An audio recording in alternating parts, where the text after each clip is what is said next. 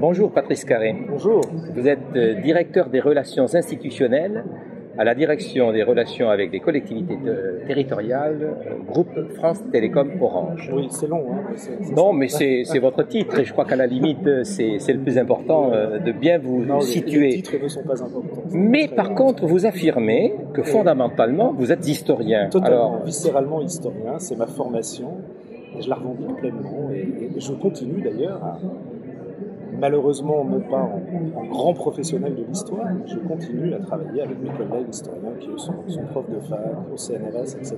Et dans des groupes de travail, je continue à garder ce qui est fondamentalement ma passion de jeunesse, mais plus que ma passion, ce que j'aime profondément. Voilà. Alors justement, comment un historien ayant des responsabilités dans le groupe France Télécom Orange trouve-t-il sa place aujourd'hui à Bordeaux, à Métronome? Un historien, c'est d'abord et avant tout un homme des sciences humaines et des sciences sociales. Donc, il se trouve qu'au sein du groupe, je travaille beaucoup avec les chercheurs en sciences sociales.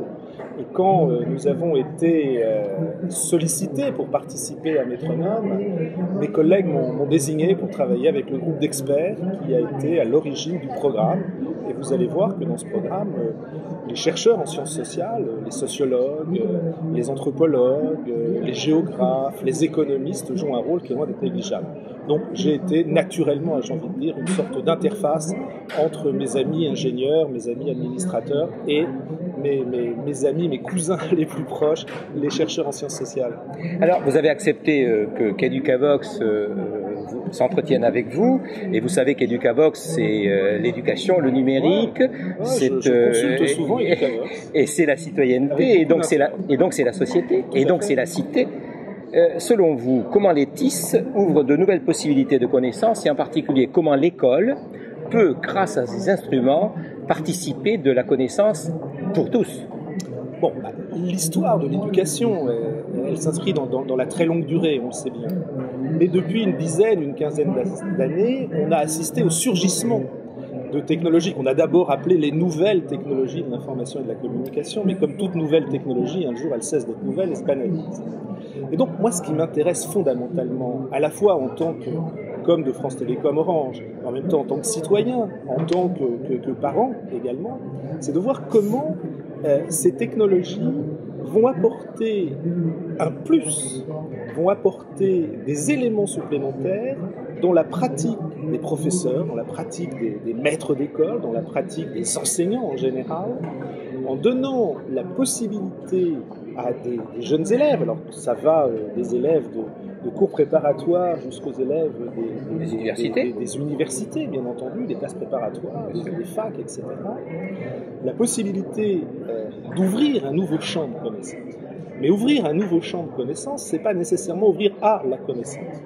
Et donc je crois qu'aujourd'hui, ces possibilités techniques qui sont données à l'ensemble, je dirais, de la société, doivent être, et c'est le rôle fondamental, je crois, des professeurs, le rôle fondamental aussi des journalistes, de guider, de savoir hiérarchiser, d'apprendre, à hiérarchiser l'information, d'apprendre à la décrypter, d'apprendre à la classer.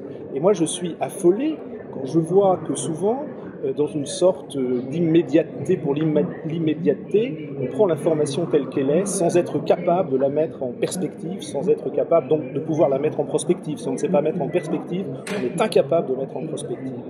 Et donc je crois que avec les technologies de l'information et de la communication pour l'éducation, puisque telle est l'appellation qui est la leur actuellement, le rôle des professeurs, le rôle des guides en général, je dirais, ne cesse de prendre une importance, à mes yeux, de plus en plus considérable.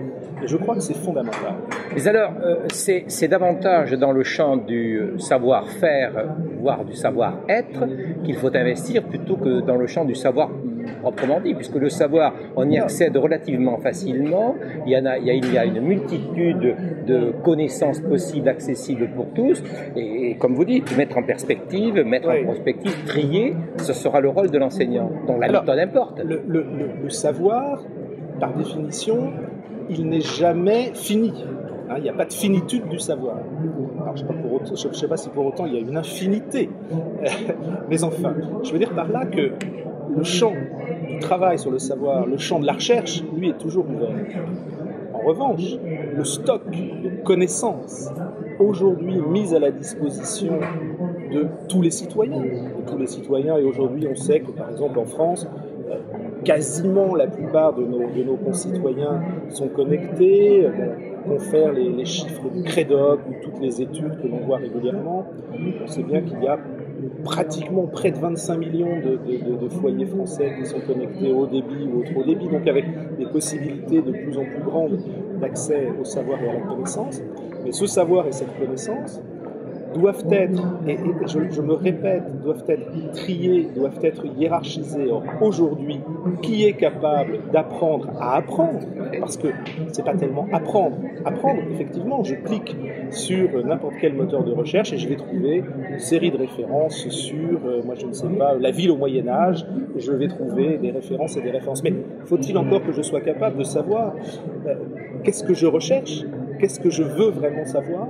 Qu'est-ce que je veux vraiment comprendre? Qu'est-ce que je veux vraiment mettre en perspective? Et pour ça, le rôle du professeur, le rôle du maître en général, j'ai envie de dire, est absolument indispensable et n'est pas, que je sache, n'est pas remplaçable. C'est bien un métier irremplaçable. Ça, je le crois fondamentalement. En d'autres termes, l'école virtuelle n'a d'intérêt que si le présentiel, donc la présence du professeur, l'action du professeur, le métier de professeur devient un peu plus professionnel et un peu plus présent. Alors, j'ai envie de dire ça, c'est un petit peu comme dans un autre cas qui m'intéresse beaucoup, qui est celui du débat public. À savoir qu'il y a une hybridation entre les deux. Il y a une fertilisation croisée. C'est-à-dire qu'on ne peut pas concevoir un débat public uniquement dans le domaine du virtuel. Le virtuel va donner la parole à énormément d'intervenants, à énormément de citoyens qui vont donner leur avis. Mais il y a un moment, il va falloir que les gens se rencontrent. Comme en politique. Il y a, et on le voit bien avec les pratiques qu'ont nos élus du virtuel. Il y a un moment, quand même, ils descendent sur le marché, ils vont serrer des mains, ils vont discuter avec les gens, ils les rencontrent dans des meetings. Eh bien, c'est un peu pareil, j'ai envie de dire, pour l'école. On peut effectivement, avec le virtuel, apprendre énormément de choses. Il y a des choses, effectivement, qui sont un cours de géographie, par exemple, un cours de physique, pour prendre des disciplines qui demandent vraiment un travail très empirique sur des cartes, sur des courbes, sur des équations, etc. Mais il y a un moment, ça, on peut effectivement les consulter grâce au numérique, mais il y a un moment, il va falloir les décrypter, il va falloir les expliquer, et ça, je crois que le rôle du professeur est essentiel. Bon, et encore, je le répète, à ma connaissance, aujourd'hui irremplaçable. Je dis bien à ma connaissance. Pour aller un petit peu au-delà, mais vous en avez déjà parlé, demain, l'e-démocratie?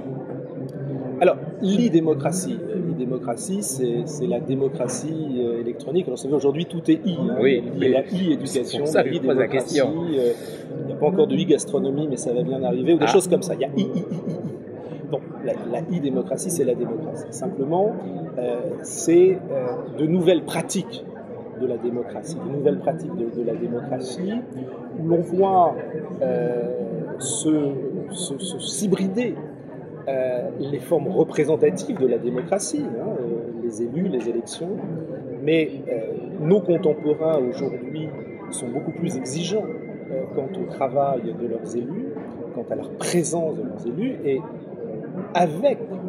mais c'est une des possibilités, avec les blogs, avec les réseaux sociaux, avec Twitter, cet ensemble effectivement de nouvelles pratiques techniques, plus que de techniques en elles-mêmes, et de nouvelles pratiques techniques, montre le surgissement, l'irruption, j'ai envie de dire, d'une autre parole, qui est une parole sauvage. Et on pourrait, si vous voulez, pour reprendre les distinctions d'un ami sociologue, distinguer entre la parole sauvage et la parole d'élevage, comme les animaux sauvages et les animaux d'élevage.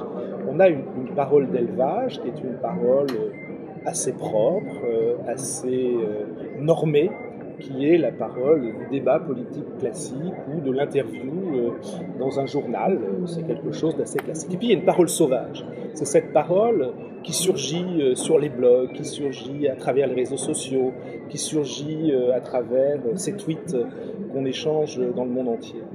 Or, cette parole sauvage, elle a joué un rôle récemment, au printemps dernier, dans un certain nombre de pays dans le Maghreb, dans le Proche-Orient et dans le Moyen-Orient, enfin, Maghreb-Orient, Proche-Orient, Moyen-Orient, elles ont un rôle que l'on sait très important.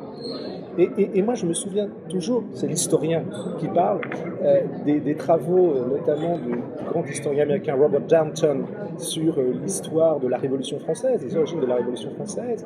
Et Darton nous montre bien, mais d'autres l'avaient fait, je pense aux travaux de Roger Chartier ou autres, ou de Daniel Roche aussi, montrent bien que si Voltaire, Rousseau, Diderot, Montesquieu, nous sommes à Bordeaux, donc hommage à Montesquieu, bien sûr, ont joué un rôle fondamental dans la formation, j'ai envie de dire, ce qu'on a appelé les Lumières, la formation d'un esprit critique, mais de la part d'une certaine couche sociale, ce sont bien les Rousseau de ruisseau, comme dit Danton, qui, à travers les labels, les libelles, à travers les placards, à travers une prise de parole un peu sauvage, comme aujourd'hui, on peut la voir sur les blogs et autres, et ce qui se passe en Iran encore aujourd'hui.